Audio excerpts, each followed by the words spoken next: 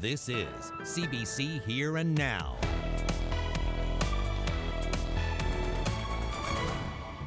Then you got other individuals who had planned on coming to the island have cancelled their travel arrangements, which is a loss to the business owners.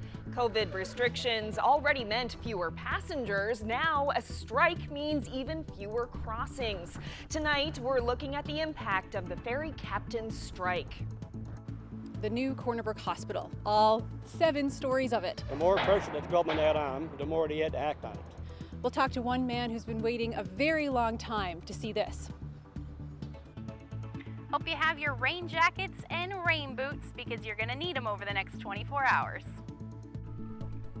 Good evening and welcome to Here and Now. I'm Anthony Germain. And I'm Carolyn Stokes. As you can see, my co-host is in the field tonight near the Bell Island Ferry Terminal, where there are long lineups and big concerns as ferry captains continue to strike. It's our top story tonight. Anthony, what can you tell us? Well, obviously a lot of anxiety in communities that rely on the intra-provincial ferries, including the biggest one, the one right here. Cars lined up behind me. Most people hoping to make it. It looks as though most of them will make that 6 o'clock crossing. Reduced service, of course, that's the story right now as captains strike. Cecil Hare starts our coverage. The ferry service on the Bell Island Tickle is the busiest one of all in the province combined. It moves about 500,000 people a year and 250,000 vehicles each year. But today in the Cove, there's a lineup.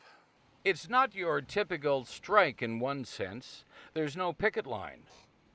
5 out of 12 runs have been affected by this work stoppage. Turmoil for those who rely on the ferry service. It's going to be really difficult with all the commuters. I have commuters in my family, and especially with the kids going back to school and the teachers coming over. We've actually been down here since 1 o'clock waiting with the 2 kids for the boat, so we've been trying to go around and just do different things for them. Well, I'm medical myself, but for the workers, I envy them. There's times they'll get off work over here, probably 3:30, and they'll come here and they won't get home to 8, 9 o'clock at night. All right, it's horrible.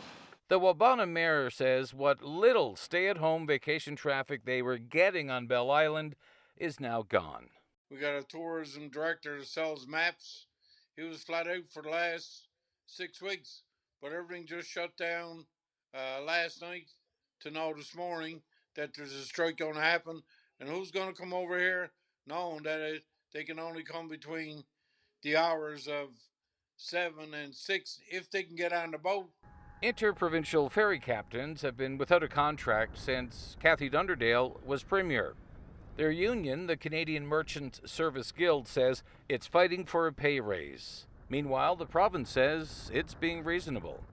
We're not going to negotiate in public. All I will say is we're confident that we have a fair offer on the table, and that we would hope the Guild would take a second look at that offer.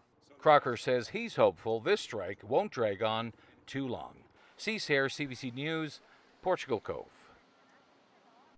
Well, the ferry is getting closer to Portugal Cove as it makes its way in here. And I should mention, I was on the ferry from Burgeo to Ramia earlier, about actually a week or so ago, part of a staycation year, and it was packed. I talked to some of the workers on the boat saying they haven't seen it this busy in ages. And a lot of communities in the province, of course, this is a big kind of double whammy with COVID, then a staycation, but now the ferries being cut off. And that's not just the situation in Ramia, but also in Fogo and Change Islands. Garrett Barry has that story. This lineup that you can see behind me started to form at around 11:30 this morning, a full 8 hours early. And that's because spots on the Fogo Island Ferry are now all of a sudden extremely limited. There's just one crossing a day now, and priority is being given to essential workers. When you have doctor's appointments and you have to wait all day, and then there's only 2 crossings, which is not very nice for some people who've got to wait, especially the older people. So it's not good at all. It all means just a lot less traffic to the island. And Mayor Wally Collins says it's already hurting local businesses. Individuals that were here on the island from away, whether it be from other parts of Newfoundland or parts of the Atlantic provinces, they're trying to get away sooner than they would probably have planned to. Then you got other individuals who had planned on coming to the island have canceled their travel arrangements, which is a loss to the business owners. So I mean, it's having a drastic effect on us all there. Collins said the tourism industry was just getting back on its feet and recovering from the COVID-19 pandemic when this hit. But in this hours-long lineup, there's also truckers waiting to bring over their loads. We usually get freight on Mondays and Wednesdays, so he's going today, bring back freight maybe tomorrow night, and we won't get our freight till tomorrow night. And then other trucks have to go to Fogo Island and probably spend 2 nights on Fogo Island. This boat won't leave until 7 tonight and then won't make its way back here until tomorrow morning. Collins says life on Fogo Island already seems a whole lot slower, and he says his residents are stuck in the middle of a dispute that they didn't cause. Garrett Berry, CBC News, farewell. Well, the Legionnaire now coming in for its final crossing because of the reduced service. Of course, a big part of the story with this has to do with the time of year and the leverage, the political leverage that the captains have at a time when communities are hurting. So it'll be interesting to see how the new Premier, Andrew Ferry, addresses the first Labour challenge that he's really got to face. We'll keep our eyes on that political story in the coming days in Here and Now. Live for Here and Now, it's good to be back, I should say. I'm Anthony Germain in Portugal Cove, St. Phillips.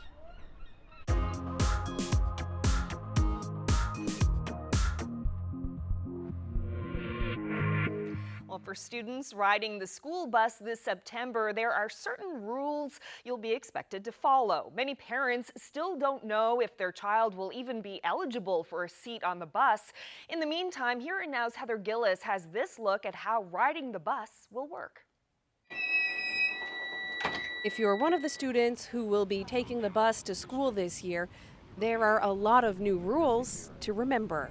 First, you have to make sure your hands are clean, and don't forget your mask. When you get to the bus stop, you have to remember to line up and stay physically distant from other students. When it comes time to board the bus, the student in front of you has to go past the bus driver, and then the bus driver has to say it's okay for you to get on board. Once on board, you can't just sit anywhere. Seats on the bus will be numbered from 1 to 24. The same kid will have to sit in the same seat every day, and children in the same household bubble will be assigned seats together, but no one can sit right behind the driver. Windows in school buses will be open where possible to maximize airflow, and there are some other rules to remember. No touching the windows, the walls, or seats, and your schoolmates. When you get to school, you're going to have to take your turn and wait for the students in the seats in front of you to disembark first. When it's your turn, you come down the row and remember to keep 2 arms length from the student in front of you. The school district says that buses will be disinfected twice daily, and the school bus driver will have to wear a mask. The school board's plan also says that a child who develops COVID-19 symptoms throughout the day won't be permitted to get back on the bus at the end of the day. Still, more than 6,000 kids across the province won't be eligible to ride the school bus this year, since only 46 kids will be on the bus at a time.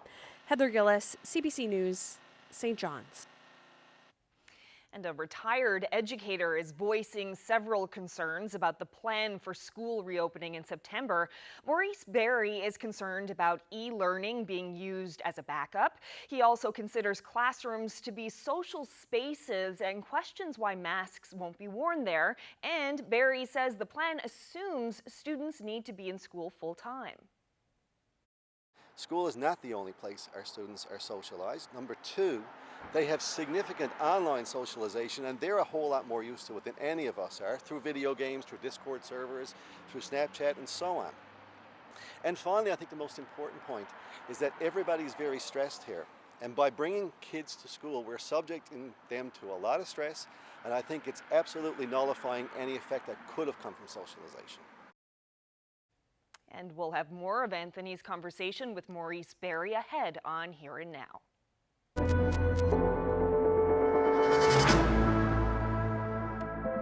While masks became mandatory yesterday, you may notice some people entering businesses and restaurants without wearing one. That is allowed under certain circumstances.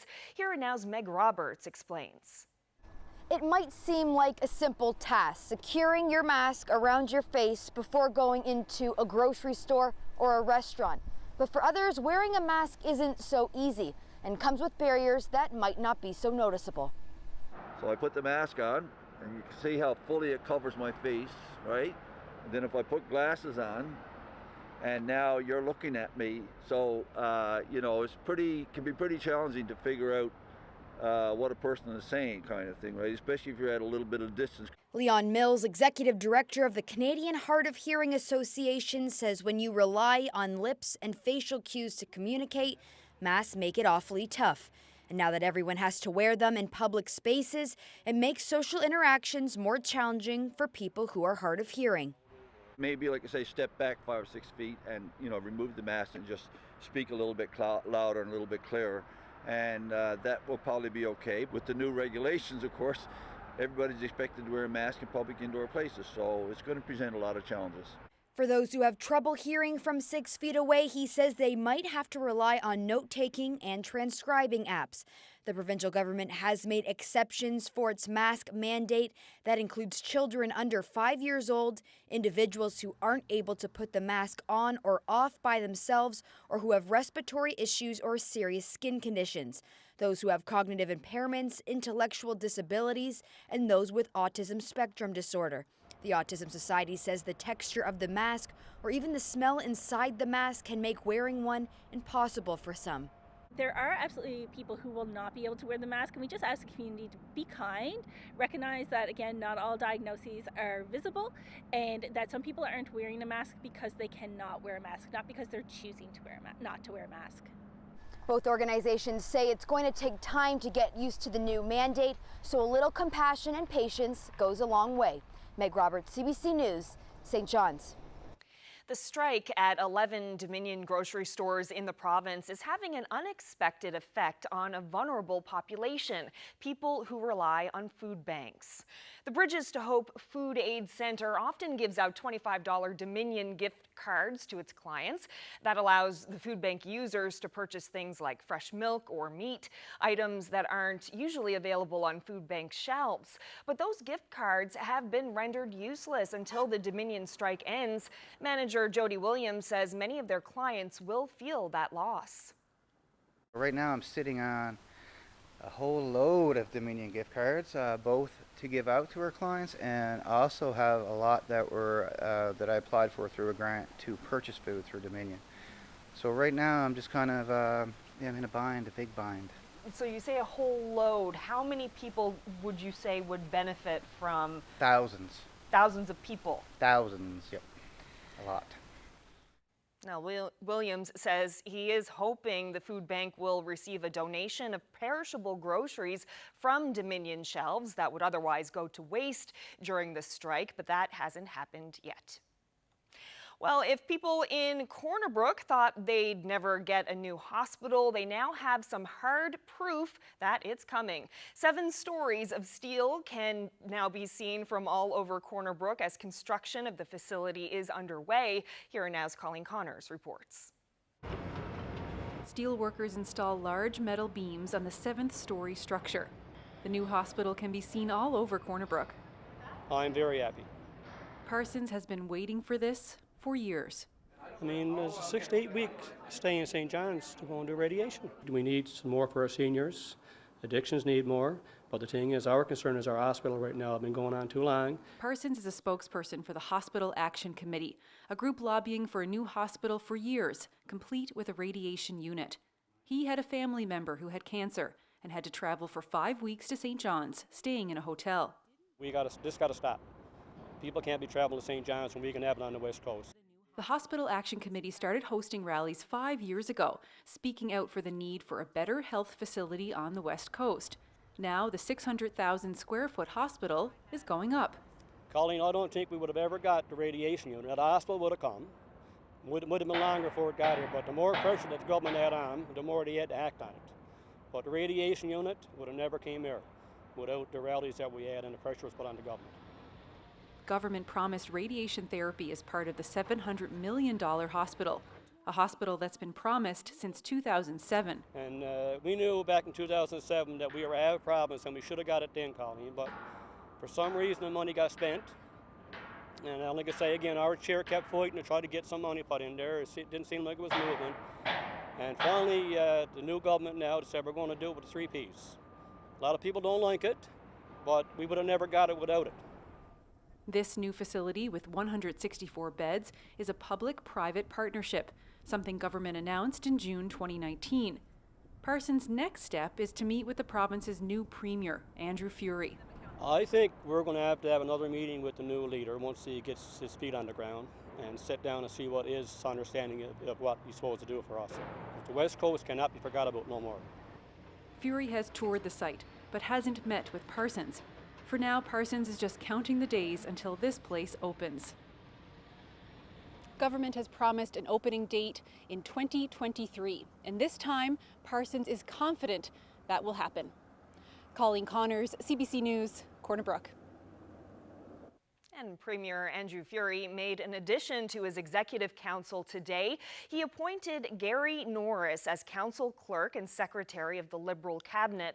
Norris is a former executive vice president of Alderon Iron Ore. Ferry spent 3 years serving on the board for Alderon, resigning from it back in March. Norris previously worked in provincial government for 34 years, including serving as clerk of the executive council and secretary to cabinet on 2 separate occasions, once for Beaton Tulk and again for Danny Williams. Norris left government in 2011. Well, now to news from the courts. 7 days into the assault trial for a school principal, and the shocking revelations continue. 2 staff members at the Conception Bay South School testified today, including a tearful vice principal and a teacher who says Robin mcgraw made an awful admission to her. A warning, though, some will find the details of this story disturbing. Here's reporter Ryan Cook.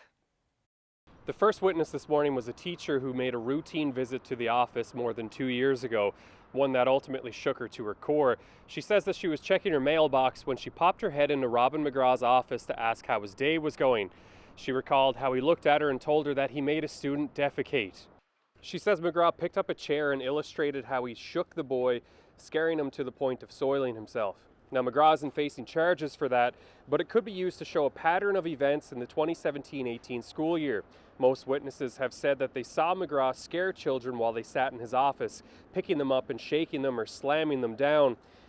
This afternoon, we heard from the school's vice principal. She says that mcgraw picked up a child from behind and squeezed him until he cried. We're running out of time with this trial now. It's supposed to wrap on Friday, but the defense hasn't even begun calling witnesses yet.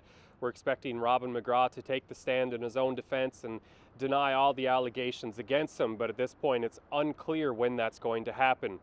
Ryan Cook, CBC News, St. John's.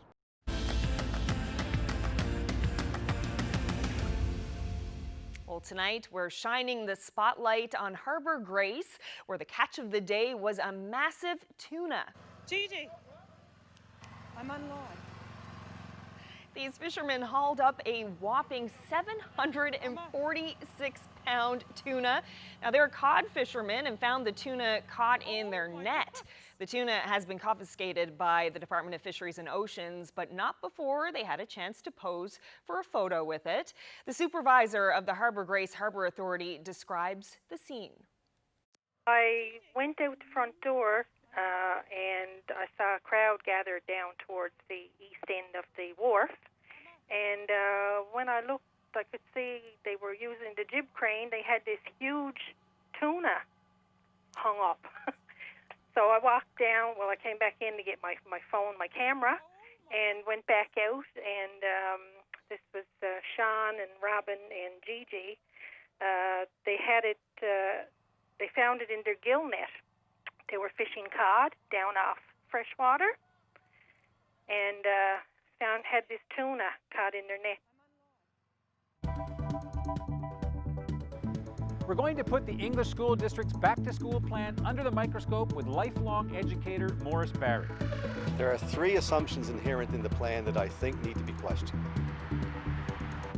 Right rainfall warnings, thunderstorms, and some high winds all on tap over the next day or so. I'll have all those details and your full forecast coming up.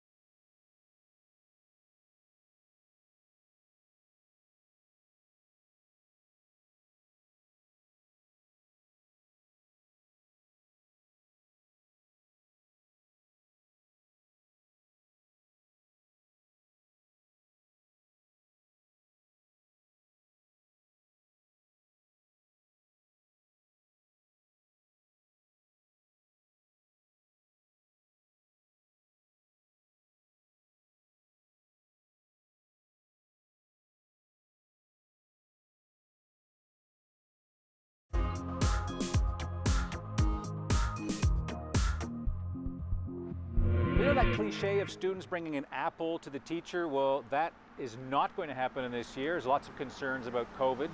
And my next guest, Morris Barry, has some concerns about the school district's plan for reopening, questioning 3 assumptions. Morris has an extensive background in e-learning. Thanks for meeting with me. Pleasure. Let's start with point number 1. What's the first erroneous assumption you think is being made? So we're assuming that students need to be in full-time physical attendance at schools. And it's grounded on something very solid. We know for a fact that our students require socialization, especially the teenagers. They wither without it. But by bringing them to school full-time, of course, we're vastly increasing the odds of any spread of COVID through the school.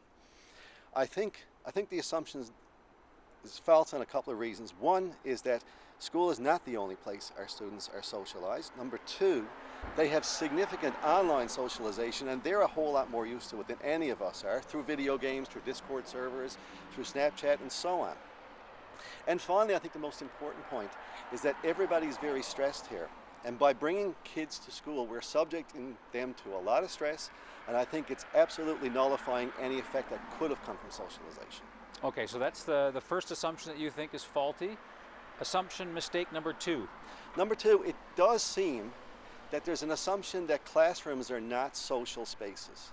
I noticed that masks are required in places such as the bus, such as the hallway, such as the entrance and so on, but they are not required in the classroom. And that strikes me as being completely wrong, because our classrooms are very social spaces. The students do not sit quietly in rows.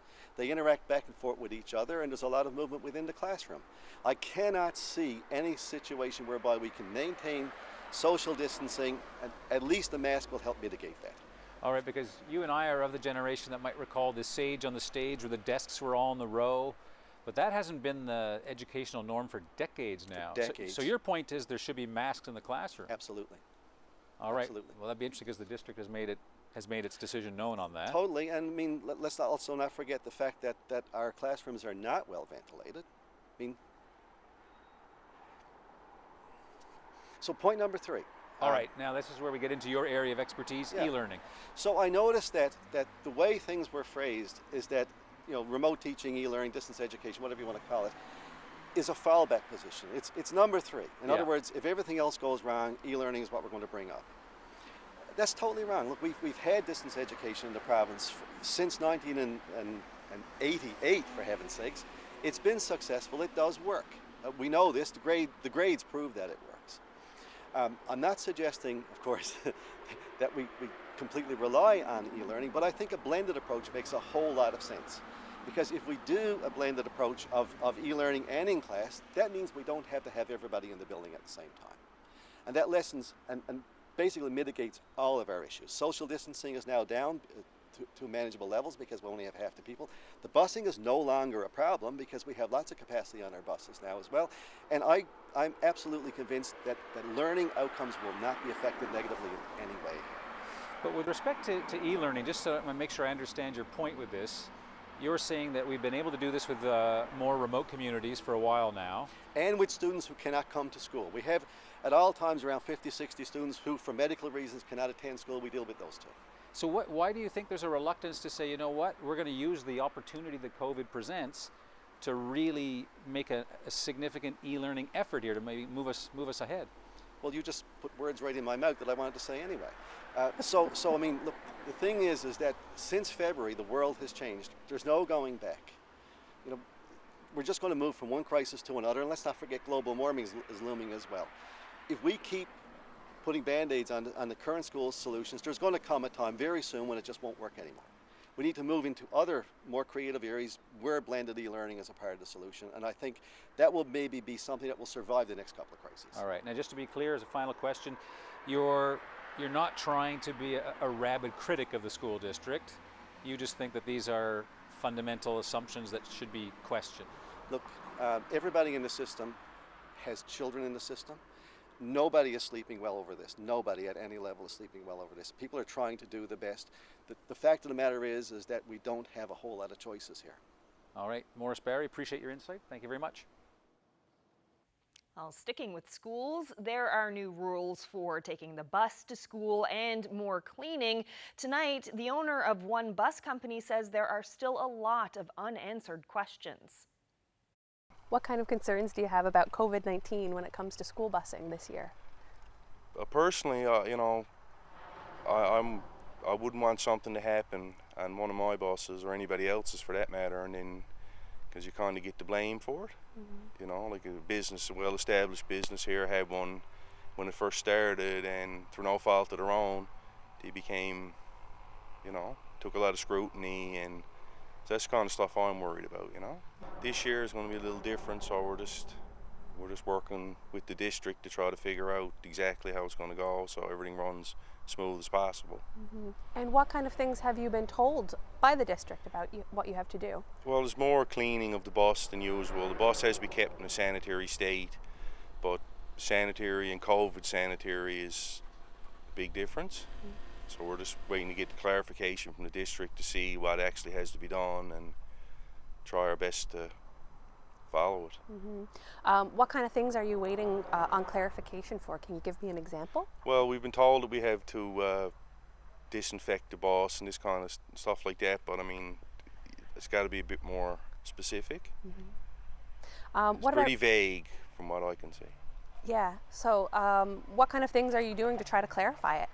Well, our legal team is speaking with the districts to try to come up with a solution that's fair for everybody and get everybody back on the road safe and sound, and you know, littlest interruptions possible. Are you having trouble finding drivers this year because of COVID-19? Not yet, but I mean, we do anticipate some hiccups, but maybe not. Hopefully not.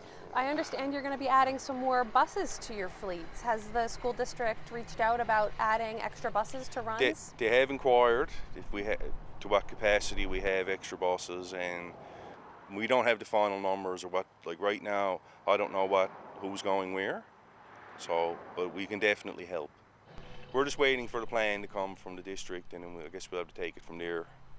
How do you feel about that, considering school is 2 weeks away now?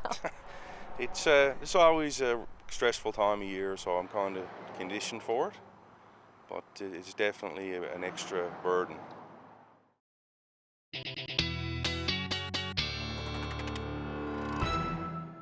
You were lucky enough to be outside last night and experience this gorgeous sky. I'll tell you exactly how it happens. There are millions of tiny particles in the atmosphere like dust that help scatter light.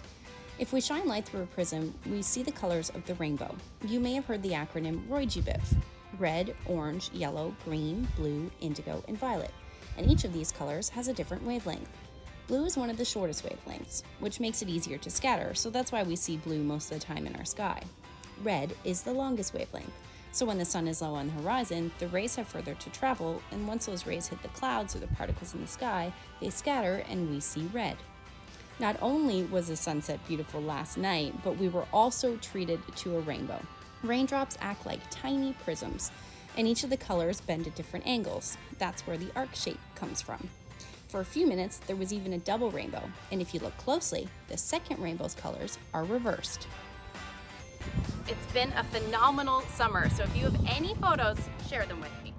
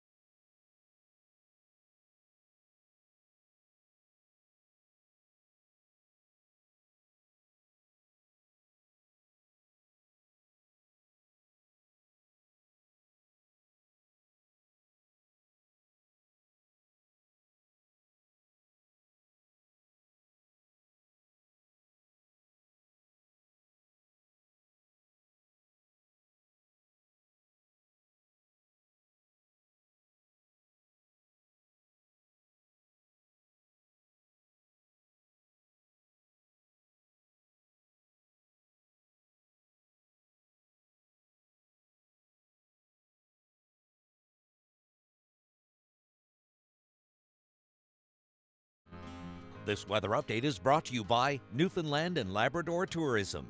This year, it's Stay Home Year, the year to rediscover home. Ashley is here now with a look at the weather forecast. Another beautiful evening this evening. Where are you tonight? I am in the Battery tonight. Got to take advantage of this beautiful weather that we've been having in the evening hours. But yeah, today, another beautiful afternoon. We did see some cloud cover at times, but temperatures beautiful right across the board. Let's take a look at what we saw as our daytime highs. Today, 17 degrees was the afternoon high, and where we're sitting at for St. John's, and then temperatures into the 20s through Badger, 23 degrees, Corner Brook, 25, and then we've got those temperatures in the teens up through Labrador, low teens as of now. So we do have a big area of low pressure that we talked about yesterday. That is going to be our weather maker for the next couple of days, and we're already starting to see that cloud cover and showers move in for the west coast as that warm front moves through. Even the risk of some thunderstorms with that as well, and it will be heavy at times. So Environment Canada has issued a rainfall warning. It's extended now to include the Burin Peninsula as well as along the Strait, with about 60 to as much as 80 plus millimeters of rain expected to fall tonight and through the day tomorrow. So the future tracker showing that warm front lifting across the province, going to bring that potential for some showers through central as well as eastern Newfoundland as we head through the overnight, and again that risk of some thunderstorms. The rain will be heavy at times and then continuing pretty much through the afternoon tomorrow. So winds will pick up. We're looking at gusts anywhere from 40 to as much as 60 kilometers per hour. Temperatures mild, relatively mild tonight, 13 to 16 degrees. And then those single digit lows for Lab West, about 5 degrees tonight for Lab City. Some models are even pointing at the potential for some wet snow over Quebec, but that is a sign that things are certainly starting to change. But as we head through the day tomorrow, this is when, or tonight and then through the day tomorrow, this is where most of the rainfall will be. A good chunk of us will see anywhere from 30 to 50 millimeters of rain, certainly along the west coast and up through Labrador, but the most amount of rain is where those rainfall warnings are. So in excess of potentially 80 millimeters of rain for northeastern areas, including the Avalon. We're looking at anywhere from probably 15 to 30 millimeters of rain by the time that's all said and done. So once the warm front moves through, we're going to see a cold front, and that's going to bring more showers with it and also the risk of some thunderstorms. You'll note, though, on the west coast, your wind will shift and those temperatures will drop tomorrow in behind that cold front. But you should see the sun out at times, just tapering to showers through the day, but it will be windy across the board, certainly for the island, with gusts anywhere from 50 to as much as 70 kilometers per hour. And there's that wind shift on the west coast I was talking about. So once that happens, your temperatures will drop 17 degrees to start for Corner Brook, and then through the day, you'll see those temperatures go down. And then pretty much in the high teens for the rest of the island, and up through Labrador, just barely reaching those double digits with plenty of rain on the way through the day. So this low will stick around through Thursday, keeping things unsettled. More periods of rain for the west coast. And then as we head into Friday, a little bit more sunshine in play, although things will stay a little bit unsettled. And temperatures will be chilly, certainly on Thursday, as we see that shift to northerly or northerly component wind for you in Corner Brook and along Port aux Basques. Looking at temperatures in the teens. 8 degrees for Lab City, otherwise sitting in the high teens with a little bit of sunshine for Thursday, certainly into Friday as well. 19 degrees in St. John's, 17 as you head towards Central and Corner Brook, and then 7 degrees will be the afternoon high for Lab City. The other thing to note is as we head into the end of the weekend, the beginning of next week, we're going to start talking potentially about Hurricane Laura that is going to make landfall in the States as Category 3, it looks like at this point tomorrow. And that remnants of that will head our way. So it looks like at this point we're going to see some showers or rain heavy at times, potentially with some winds, and that will pretty much affect most of western and central Newfoundland as well, with temperatures in the teens at this point, and then up through Labrador as well.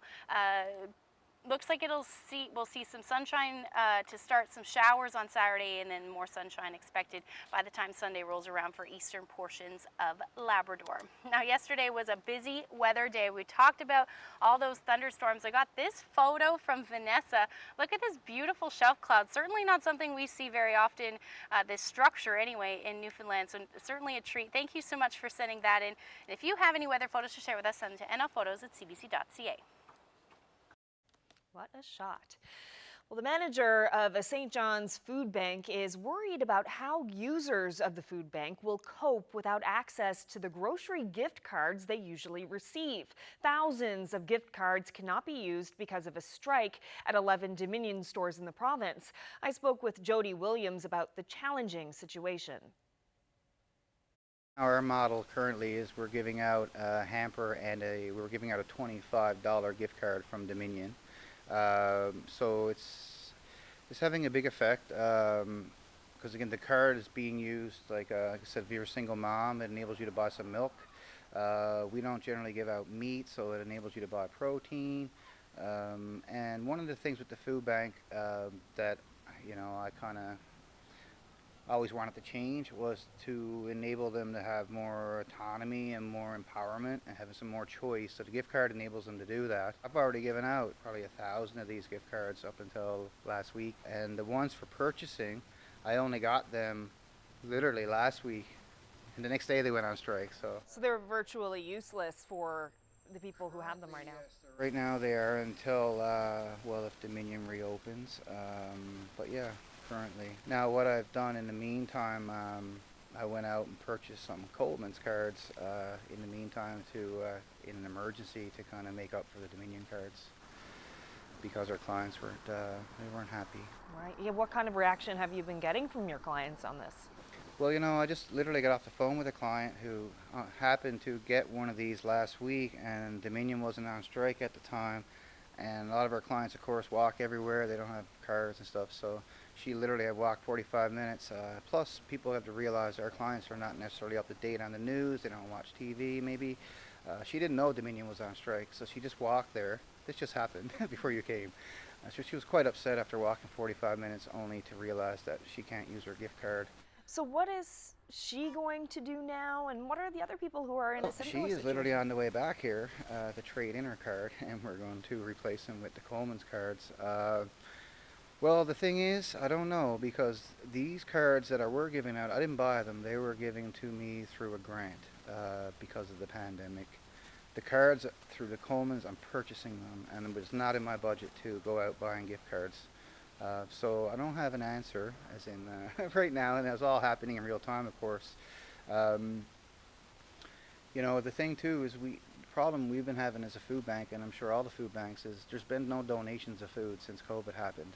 So most food banks had to go to a model of purchasing all their food, and like I said, this gift card model. So normally I would have a lot of food here because we do corporate donations, and there's a lot of people are not doing those now. We've done one food drive since the pandemic. It was highly successful. We did it ourselves. It was like a drive-through model. I'll probably do one again in September. Yeah, but right now we're definitely in a bind.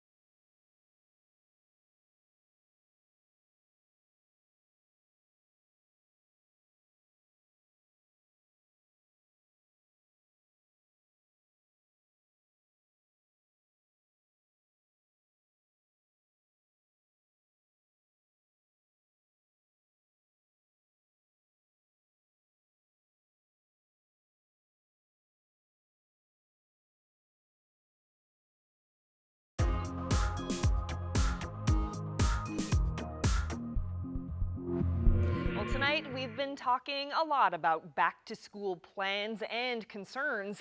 In the Yukon, students are already back in class. The CBC's Laura Howells has this look at their first day. Nelda Inuarak is all set to start grade 4, wearing her favorite unicorn mask. My favorite mask. Nelda is one of thousands of Yukon students already back in school, with masks and a lot more distance. Kids and adults are excited and anxious. With this COVID-19, I'm still kind of, as a mother. It's really good to have the kids back, and we're a bit nervous and not sure how everything will go. I'm really excited. For a lot of people I know, it's like all you can think about for the past week. A lot of things are very different this year. Here at Elijah Smith Elementary, Principal Jeff Cressman won't let you in without a squirt of hand sanitizer. Big red arrows lead to desks nearly 2 meters apart, or to this classroom full of shower curtains. But the teachers also and the EAs are also mindful that every student's a different learner, and they're not all going to just be able to sit in a desk that's spaced 6 feet apart all day. All over the halls, posters remind students to keep their distance and wash their hands. It's not going to be people yelling at a kid if they happen to give you a hug. The president of the Yukon Teachers Association hopes this new year will go smoothly. It's worrisome because we're the first doing it, and I'm hoping other jurisdictions learn from what we're doing. We needed to dive in and try and put our plans into place and to discover what's working. I'd rather know by the end of tomorrow what's not working so that we can implement it on Monday. So, how was the first day? It was strange. Samantha Kirby can't play the trumpet in band. Wind instruments and singing aren't allowed. The only things we're allowed to play right now in the school band is drums and strings. It was frustrating. Honestly, grade 8 was a lot easier, being able to walk around, talk to people, go out to lunch in the atrium, and now we just have to sit down and we can't really move a lot of the time. We had to spread out and stuff, we had to wear masks. It's just super tight schedule. It's a change, but we'll adapt. We'll adapt. Maybe the most important lesson of this pandemic school year. Laura Howell.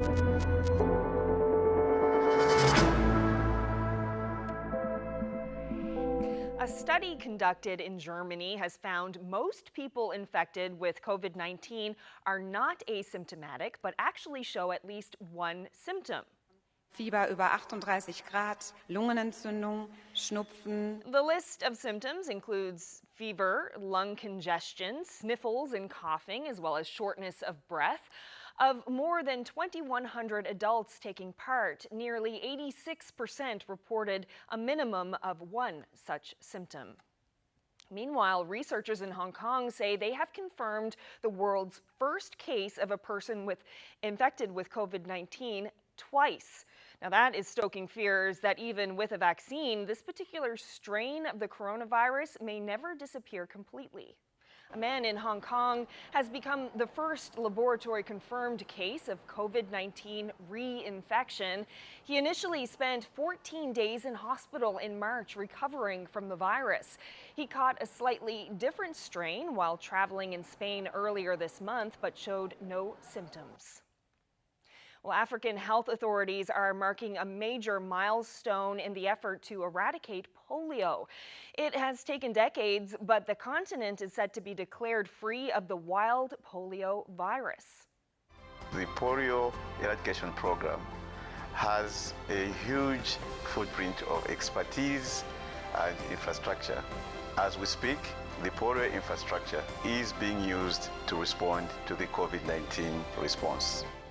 Well, 95% of Africa's population is immunized, and the World Health Organization says there have been no reports of cases in the last 4 years.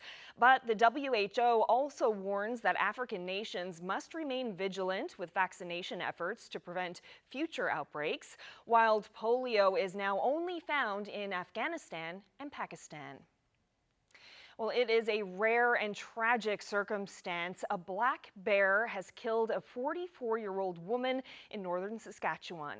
She was on a satellite phone talking with her dad when she was attacked without warning. CBC's Dan Zakreski spoke with the woman's father. Stephanie Blais probably never even heard the bear that killed her. Her dad says they were talking by satellite phone about a malfunctioning water pump. There was a noise and then silence. And then I heard a kind of a noise like this, a bit of a gurgle, and I waited on the line for 2 minutes, and I called her name and I said hello, and there was no answer. So I was talking to her on the phone when the bear attacked her. 7 minutes later, Stephanie's husband Curtis called back. He said that he'd been in the cabin 30 meters away when the bear attacked. That he sprayed the bear with pepper spray. The bear got more angry. Then he went to the house, got a gun, shot the bear. The bear got even more angry. So he shot the bear again, and the bear went down. So by that time, Stephanie had no pulse. He gave her mouth to mouth, but she was injured beyond the point of recovery. Stephanie Blais co-owned the fly-in cabin with her dad. It's on Mackay Lake, just north of Buffalo Narrows. As with much of the north, bears are common in the area. The cabin held a special place for her. It's where she spent her honeymoon. Hubert Esquirol says the only comfort at this point is that it could have been worse.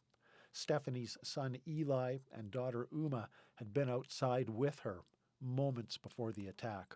Bear attacks are unusual in Saskatchewan. This is the first death since 1983. Now, the RCMP and the Ministry of Environment are both looking into exactly what happened, and that includes doing an autopsy on the bear, which is described as being an adult male. Dan Zakreski, CBC News, Saskatoon.